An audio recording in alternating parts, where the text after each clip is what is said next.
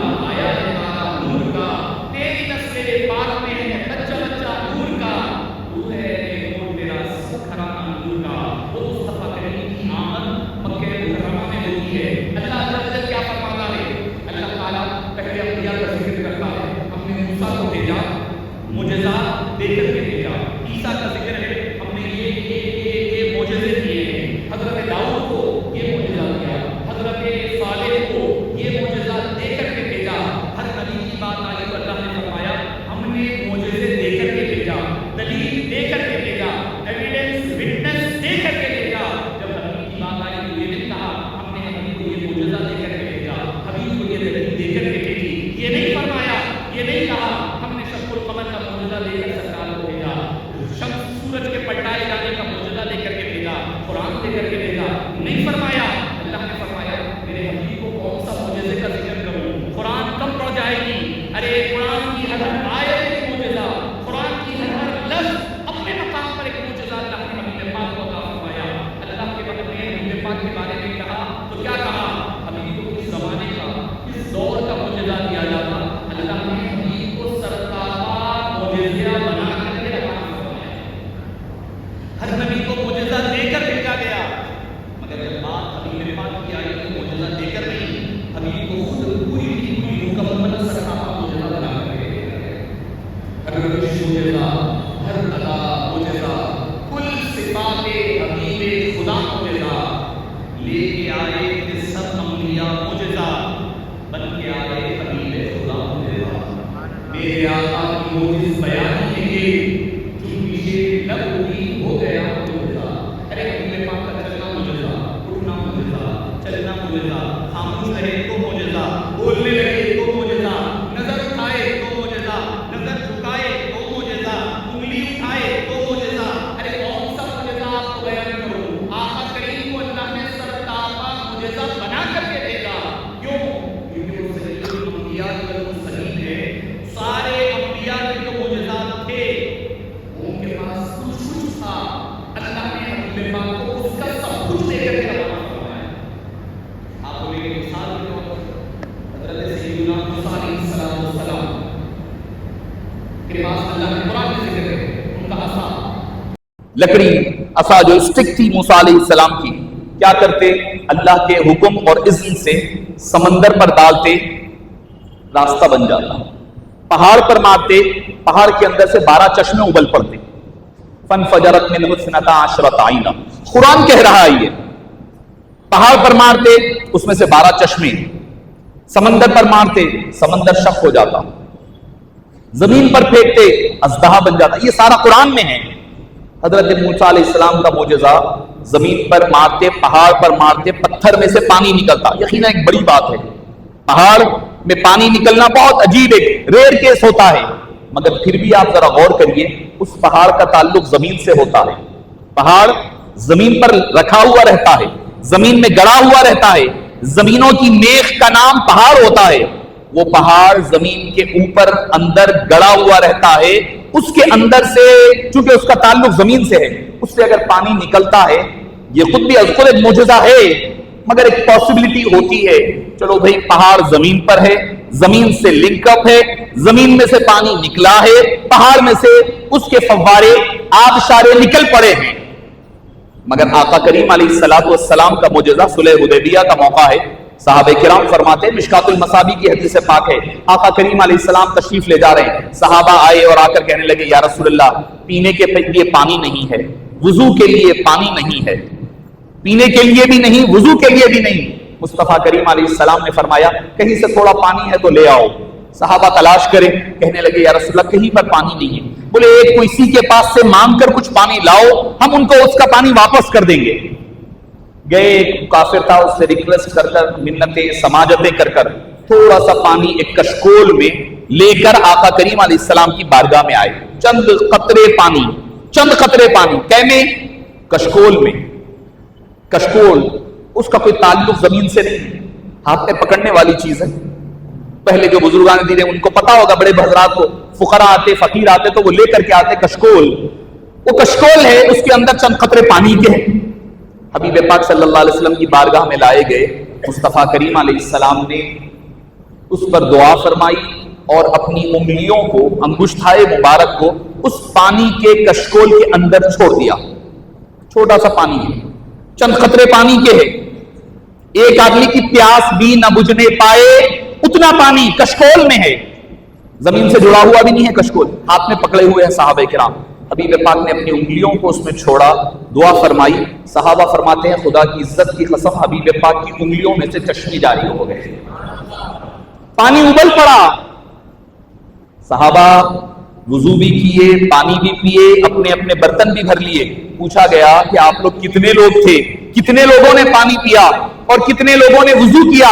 صحابہ کہتے ہیں ہم لوگ 1400 لوگ تھے، سب نے پانی پیا، سب نے وضو کیا، سب نے اپنے برتن پیے اور بھرے، اور فرمانے لگے خدا کی عزت کی قسم 1400 تھے، اگر وہاں 70,000 بھی ہوتے تو ان سب کے لیے اتنا پانی کافی ہو جایا کرتا۔ موسیٰ علیہ السلام کا معجزہ یہ ہے، پہاڑ پر پڑا تو جو زمین سے جڑا ہوا ہے اس کے اندر سے پانی نکل آئے، اور حبیب پاک کا معجزہ یہ ہے جس کا پانی کا زمین سے کوئی تعلق نہ ہو، حبیب پاک کی انگلیاں دل جائے تو انگلیوں سے آب شارے اور چشمے جاری ہو جائے۔ یہ ہے آقا کریم علیہ السلام کی ذات پاک۔ حضرت عیسیٰ علیہ السلام کسی قبر پر جاتے، جا کر کے ٹھوکر مارتے، قبر کو ٹچ کرتے اور کہتے قم باذن اللہ، اللہ کے حکم سے اٹھ جا، مردہ اٹھ کر بیٹھ جاتا۔ قرآن کہہ رہا ہے یحیی الموتیٰ، مردوں کو وہ زندہ کیا کرتے۔ یہ حضرت عیسیٰ علیہ السلام کا معجزہ ہے۔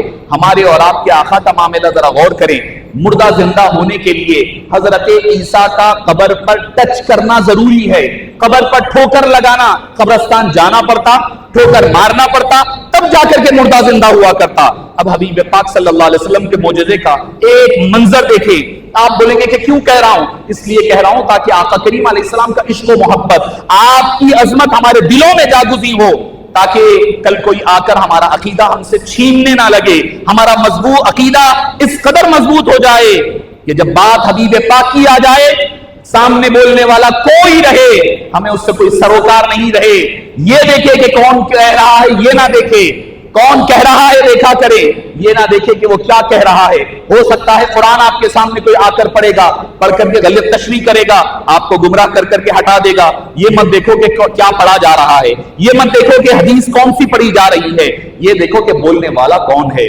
کہنے والا کون ہے، یہ بڑا اہم ہوا کرتا ہے۔ حضرت آپ صلی اللہ علیہ وسلم کا معجزہ حبیب پاک قرآن بھی کہتا ہے، سورہ قمر اٹھائیں، اقتربت الساعۃ وانشق القمر، چاند دو ٹکڑے ہو گیا، قیامت قریب آ گئی، چاند دو ٹکڑے ہو گیا۔ بخاری شریف اٹھائیں، مسلم شریف اٹھائیں، کتب حدیث کی کوئی کتاب اٹھا لیں، باب انشقاق القمر ایک مکمل چیپٹر ہے، احادیث میں ایک مکمل چیپٹر ملتا ہے، قرآن میں ہے۔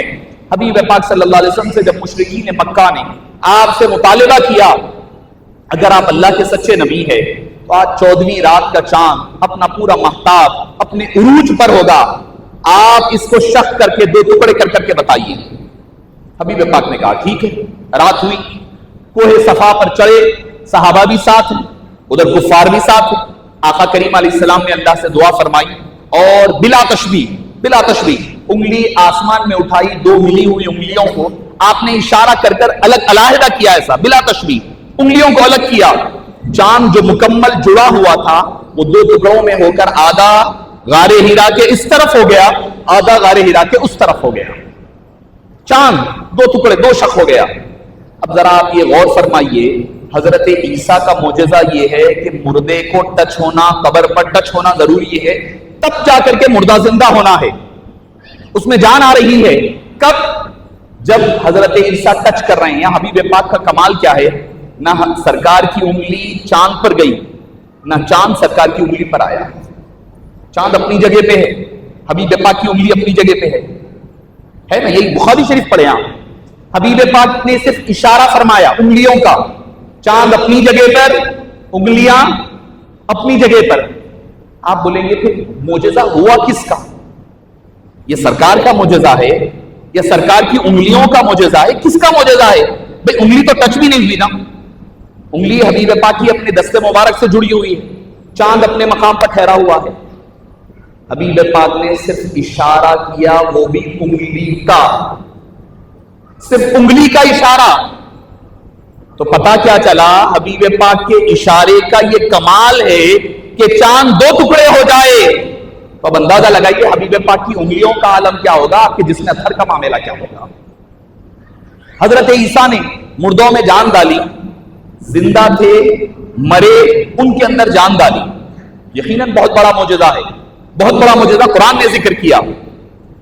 بخاری شریف ہی میں ملتا ہے، صحابہ کرام فرماتے ہیں کہ ایک مرتبہ مسجد نبوی میں ہم بیٹھے ہوئے ہیں، آقا کریم علیہ السلام کا خطبہ چل رہا ہے، جمعے کا موقع ہے، سارے بیٹھے ہوئے ہیں۔ ہم کچھ دیر کے بعد کیا دیکھتے ہیں کہ کسی کے بلک بلک کر، سسک سسک کر رونے کی آوازیں آتی ہیں۔ کوئی رو رہا ہے. صحابہ ایک دوسرے کو دیکھنے لگے کہ آخر رو رہا ہے تو کون رو رہا ہے. اطراف میں آس پاس سب دیکھنے لگے, کوئی نظر نہیں آیا روتا ہوا. پریشان ہوئے. کچھ دیر کے بعد دیکھا کہ آقا کریم علیہ السلام ممبر پر, جو نیا ممبر لایا گیا تھا لکڑی کا, اس پر ٹھہر کر خطبہ دے رہے تھے. ممبر سے نیچے اترے, اتر کر کے ایک تنا تھا درخت کا, سوکھے کھجور کے درخت کا تنا, صرف اسٹرم ٹھہری ہوئی تھی. ہوتا یہ تھا کہ حبیب پاک اس سے ٹیکا لے کر کے خطبہ دیا کرتے. ایک بار ہوا یہ کہ نیا ممبر آ گیا تو حبیب پاک نے نیا ممبر اختیار فرما لیا, استعمال فرمانے لگے. حبیب پاک ممبر سے نیچے اترے, اس تنے کے پاس, اس ڈالی کے پاس, ڈال کے پاس گئے اور جا کر اس کو اپنے سینے سے لگا لیا, لپٹ لیے, گلے مل لیے. صحابہ فرماتے ہیں جیسا جیسا حبیب پاک کا گلے ملنا معانقہ طویل ہوتا جا رہا تھا, وہ سسکیوں کی آواز آہستہ آہستہ کم ہوتی جا رہی تھی. آہستہ آہستہ رونے, بلکنے, سسکنے کی آوازیں کم ہونے لگی. ہم نے نماز کے بعد پوچھا یا رسول اللہ یہ کیا ماجرا تھا؟ آقا کریم علیہ السلام نے فرمایا چونکہ میں یہ تنا اختیار کرتا تھا, ٹیکا لیتا تھا, اس پر ٹیکا لے کر میں خطاب کیا کرتا, جمعہ پڑھایا کرتا, خطبہ دیا کرتا. میں نے جب سے نیا ممبر استعمال کیا تو یہ تنا میری جدائی میں بلک بلک کر, سسک سسک کر رونے لگا. کون؟ تنا.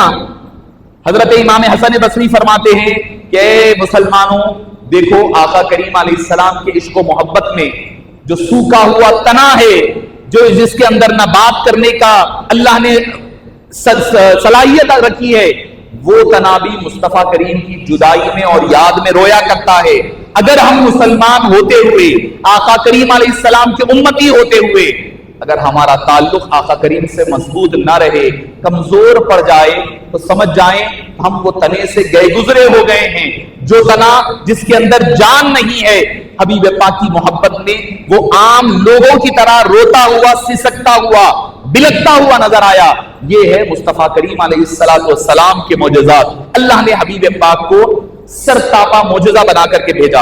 وہ بات کرتے تو معجزہ, وہ کلام کرتے تو معجزہ, وہ سو جاتے تو معجزہ, وہ بیدار ہو جاتے تو معجزہ. ارے کون سی زندگی کا کون سا لمحہ حبیب پاک صلی اللہ علیہ وسلم کا بتایا جائے جو حبیب پاک نے کیا ہو اور وہ قرآن اور حدیث سے اس کا ثبوت نہیں ملتا ہے. معزز سامعین کرام, میلاد پاک کا موقع ہوتا ہے, اس میں بڑے اہتمام, بڑی اللہ عز و جل کے رسول صلی اللہ علیہ وسلم کی محبت, وارفتگی کے ساتھ, خلوص نیت کے ساتھ اہتمام کرے. جو جتنا اچھا اہتمام کرتا ہے اللہ اور اللہ کے رسول اس کو اتنا نوازا کرتے ہیں. لوگ پریشان ہو جاتے ہیں, بھئی میلاد منانا کہاں ہے, کیوں منائیں, کیسے منائیں, ایسا کیے تھے کیا, صحابہ نے کیا تھا. یاد رکھیے کہ اطاعت کے لیے دلیل دیکھی جاتی ہے, اتباع کے لیے دلیل دیکھی جاتی ہے. عشق و محبت آدمی کے دل کی جذبات کے اظہار کا نام ہوا کرتا ہے. اب آپ دیکھیں گے, میں آپ کو ایک مثال دیتا ہوں, آپ اس سے آسانی کے ساتھ سمجھ جائیں گے. مثال کے طور پر آپ بھی خوشی مناتے ہیں اپنے گھریلو زندگی میں, میں بھی مناتا ہوں, ہر کوئی مناتا ہے. تو بچے کی خوشی ہوتی ہے, بہن بھائی کی شادی ہوتی ہے, بچوں کا نکاح کا موقع ہوتا ہے, آپ بھی گھروں کو سجاتے ہیں, سنوارتے ہیں, لائٹنگ لگتی ہے, قمقمے لگتے ہیں, پھول لگتے ہیں. کوئی آ کے یہ نہیں پوچھتا صحابہ نے پھول لگایا تھا کیا, کیا سرکار نے لائٹ لگانے کا حکم دیا تھا, کوئی نہیں پوچھتا. آ کر کسی بھی مکتب فکر کا ہو, میں ہوں تو بھی لگاتا ہوں, آپ بھی لگاتے ہیں, کوئی یہ نہیں پوچھتا. حالانکہ نکاح کو یہ نہیں کہہ سکتا نکاح عبادت نہیں ہے, نہیں, نکاح عبادت ہے. اگر نکاح عبادت نہ ہوتا تو کوئی نبی نکاح نہیں فرماتے. آقا کریم علیہ السلام کی سنت ہے. نکاح میں کیا ہے, ایجاد قبول ایک ہے, دوسری چیز مہر دینا, تیسرا سنت کیا ہے کہ بھئی خطبہ نکاح دینا. نکاح اس کا ہی نام ہے, تین چیزوں کا نام ہے. بھئی آپ گھر کو کیوں سجا رہے ہیں, تعمیر ہو رہی ہے, رنگ و روغن ہو رہے ہیں, لائٹنگ اتنی ساری لگ رہی ہے, پھول پہنے جا رہے ہیں, کوئی نہیں پوچھتا کہ صحابہ نے پوچھا, حالانکہ وہ بھی تو سنت ہے. آقا کریم علیہ السلام کی سنت ہے نکاح کرنا. اس موقع پر کچھ بھی یاد نہیں آتا, سب کہتے ہیں خوشی کا موقع ہے. ہم بعض لوگ اس خوشی کے موقع میں شریعت سے تجاوز بھی کر جاتے ہیں, ناچ گانا سب شروع ہو جاتا ہے, شریعت کے خلاف بھی چلے جاتے ہیں.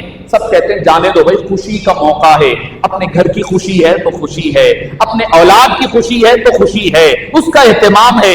گھروں کو رنگ و رونق کیا جا رہا ہے, گھروں کو سجایا جا رہا ہے, پھولوں کا استعمال ہو رہا ہے, ہر چیز کا استعمال ہوتا ہے, بہترین لذیذ ترین کھانے پکائے جاتے ہیں, بڑے بڑے اہتمام ہوتے ہیں. کوئی سوال نہیں کرتا، یقیناً ہونا چاہیے، اسراف نہ ہو، اسراف چھوڑ کر کیا جائے، یقیناً جائز ہے، مگر وہی بات جب میلاد پر آتی ہے تو اعتراض شروع ہو جاتا ہے، صحابہ نے منایا، سرکار نے حکم دیا کیا، صحابہ نے لائٹنگ لگائی تھی کیا، روڈیں سجائی تھی کیا، جلوس میلاد نکالا تھا کیا؟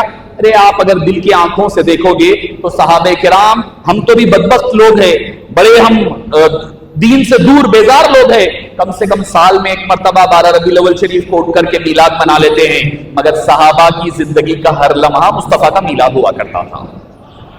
کوئی لمحہ ایسا نہیں تھا صحابہ کا، ابو بکر صدیق کا ہر لمحہ اٹھا کر دیکھے مصطفیٰ کا میلاد مناتے ہوئے نظر آتے، حضرت عمر کا، حضرت عثمان، مولا علی، کل صحابہ کا اٹھا کر کے دیکھیں، ان کے زندگی کا کوئی لمحہ مصطفیٰ کریم علیہ السلام کی حیات مبارکہ سے مخالف نظر نہیں آتا، ہر لمحہ وہ مصطفیٰ کی یاد میں رہا کرتے، ان کا ذکر کرتے، ان کی یاد میں میلاد منایا کرتے۔ معزز سامعین کرام، شفیق بزرگوں اور عزیز ساتھیوں، مصطفیٰ کریم علیہ السلام نے بذات خود، ہاں یقینی بات ہے، جہاں پر اچھا کام ہوتا ہے وہاں پر خراب کام بھی ہوتا ہے، خرابی ہر فیلڈ میں ہے، کوئی بھی ہو، علماء کی فیلڈ ہے اس میں بھی کچھ خرابی ہے، مشائخین اس میں بھی کچھ خرابی ہے، دنیا کے جتنے کاروبار معاملات ہیں ہر چیز میں خرابی ہے، تو یقیناً جب میلاد کی بات ہوتی ہے، جلوس کی بات ہوتی ہے، کچھ نہ کچھ خرابیاں آ جاتی ہے یقیناً اس کا تدارک ہونا چاہیے۔ جو غلط کام ہوتے ہیں میلاد کے نام پر، یہ بے وقاری نہیں ہو سکتی، یہ حبیب پاک کی ذات سے منسلک معاملہ ہے، پورا ادب کا خیال رکھنا چاہیے، ادب و احترام کا خیال ہونا چاہیے، زبان بھی سوچ سمجھ کر، صحابہ کرام رضوان اللہ علیہم اجمعین اپنے منہ میں کنکری رکھ کر کے بات کرتے، کہیں ایسا نہ ہو حبیب پاک کے دربار میں آواز بلند نہ ہو جائے، آواز بلند نہ ہو جائے، قدم چلتے تو پیچھے پیچھے چلا کرتے۔ بخاری شریف کی حدیث پاک ہے، حضرت عبداللہ بن عمر، حضرت عبداللہ بن عباس رات میں حضور پاک صلی اللہ علیہ وسلم کے ساتھ آئے نماز کے لیے، رات کی تہجد کی نماز کے لیے، جماعت نماز کا آغاز ہوا، حضور پاک نے اپنے بازو پھیرا لیا، حضرت عباس عبداللہ بن عباس کم عمر بچے ہیں، بازو پھیرا لیا، وہ کیا کرے، پیچھے ہٹ گئے، پیچھے ہٹ گئے، سرکار نے پھر ان کو آگے کیا، وہ پھر پیچھے ہٹ گئے، سرکار نے آگے کیا، پھر پیچھے ہٹ گئے۔ نماز کے بعد پوچھا کہ عبداللہ کیا بات ہے، ما منعک ان تقوم من مقامک، تم نے کس چیز نے روکے رکھا، تم اپنے مقام پر کیوں نہیں ٹھہرے ہوئے تھے، پیچھے کیوں ہٹ رہے تھے؟ عرض کرنے لگے یا رسول اللہ، کس کی مجال ہے کہ نماز میں بھی وہ آپ کے بازو آ کر کے ٹھہر سکے، کسی کی مجال نہیں، کوئی آپ کے بازو ٹھہر کر نماز، شریعت روکتی ہے کیا؟ قرآن میں کوئی حکم ہے؟ بلکہ شریعت نے تو حکم دیا کہ بھئی ایک قدم پیچھے ہٹ کر کے ایڑی سے پیچھے ٹھہر جائے، جائز ہے۔ یہ تو ایک مقتدی کا حال بتا رہا ہوں، ذرا امام کا حال بھی دیکھ لئیے، امام کا حال بھی دیکھ لئیے، امام یہ عشق و محبت کے ساتھ امام اور مقتدی کی ایمان ایسا بھر جائے تو سمجھ جائیں دنیا اور آخرت کامیاب ہو جائے گی۔ ایک مرتبہ آقا کریم علیہ السلام باہر تشریف لے گئے مدینہ پاک سے، آنے تک عصر کا وقت ہو گیا، لوگوں نے کہا کہ عصر کی نماز جا رہی ہے، اے ابو بکر صدیق آپ نماز پڑھائیے۔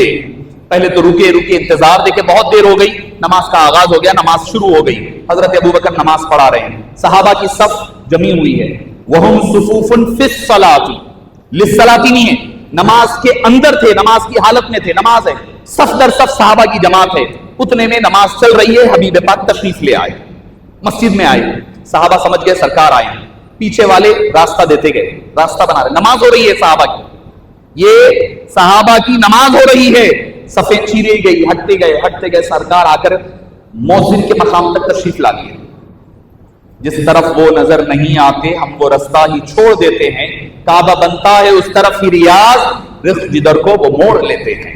ان کی تو نمازیں ایسی ہوتی، مصلی پر آ کر ٹھہر گئے، اب حضرت ابو بکر نماز میں غرق ہے، امام ہے، نماز میں غرق ہے، ان کو پتہ نہیں چل رہا ہے، صحابہ کرام اشارے دے رہے ہیں، کر رہے ہیں کہ امام صاحب کو، حضرت ابو بکر کو، کہ سرکار آ گئے ہیں، سرکار آ گئے ہیں۔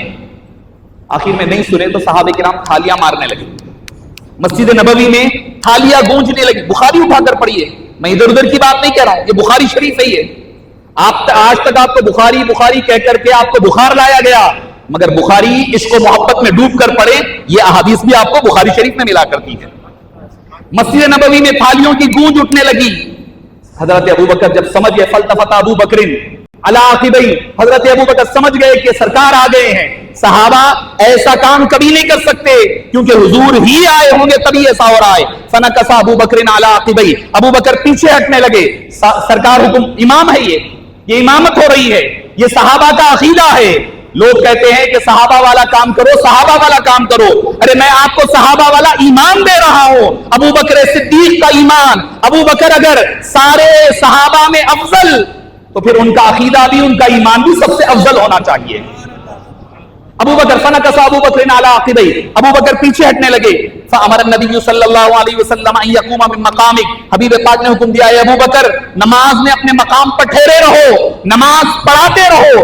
ابو بکر صدیق نماز کی حالت میں، فدعا ابو بکر، ہاتھ اٹھائے دعا کرنے لگے. نماز ہو رہی ہے، قربان جائیے ایسی نمازوں پر. ان صحابہ کرام کی عشق و محبت میں ڈوب کر ادا کی گئی نماز. حضرت ابو بکر ہاتھ اٹھا کر دعا کرنے لگے. کیا دعا کیا پتا نہیں، پیچھے ہٹ گئے. حبیب پاک آگے گئے، جا کر کے نماز پڑھا دیے. نماز مکمل ہوئی. آقا کریم نے پوچھا، اے ابو بکر میں نے حکم دیا تھا کہ نماز کو مکمل کرو، نماز پوری کرو، کیا بات ہے کہ تم نے نماز سے مصلی چھوڑ کر پیچھے کیوں ہٹ گئے؟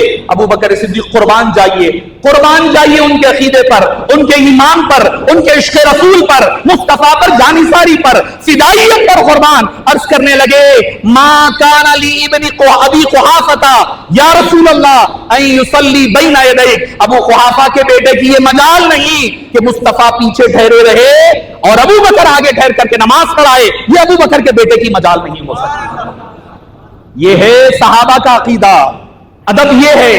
تو ہم جب جلوس نکالیں تو ادب اور احترام کا وہ ملحوظ رکھیں. میلاد منائے ویسا منائے جیسا حبیب پاک کو پسند ہے، حبیب پاک جیسا عشق و محبت دیکھنا چاہتے ہیں ویسے عشق و محبت میں ڈوب کر کے آقا کریم علیہ السلام کو خوب ذکر کریں، خوب یاد منائیں.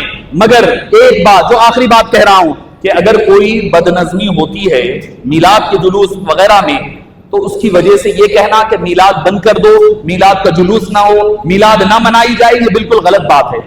آپ کی اس کی پیرالل مثال دیتا ہوں. نکاح سنت ہے، نکاح کے موقع پر لوگ باجے بجاتے ہیں، بعض لوگ جاہل لوگ باجا بجاتے ہیں، ڈی جے لگتا ہے، ناچ گانا ہوتا ہے، ہار نکلتے ہیں، پھول نکلتے ہیں. تو کوئی آپ کو، آپ کسی جماعت والوں کو کہتے ہوئے سنے کہ بھئی کل سے نکاح بند. سنا ہے آپ نے کسی کو کہتے ہوئے کل سے نکاح نہیں ہوگا؟ بھائی کئی کو بچے جو ہے ناچ گانا کر رہے ہیں، پھول کے ہاراں لا رہے ہیں، باجے بجا رہے ہیں، ایمبولینسوں میں لا رہے ہیں. معلوم ہے آپ لوگ دیکھ رہے ہیں ایمبولینسوں میں لا رہے ہیں، نہ جانے اب کہنے اب ڈولے میں لانا باقی رہ گیا ہے. میں سمجھتا ہوں کوئی پھول کا ہار لا رہے ہیں تو کوئی یہ نہیں کہتا کہ کل سے نکاح بند ہو جائے. ہر کوئی کیا کہتا ہے؟ یہ کہتا ہے نکاح ہو، سنت کے مطابق ہو. ہم بھی کہتے ہیں میلاد ہو، شریعت کے بتائے ہوئے طریقے کے مطابق ہو. وما علینا الا البلاغ.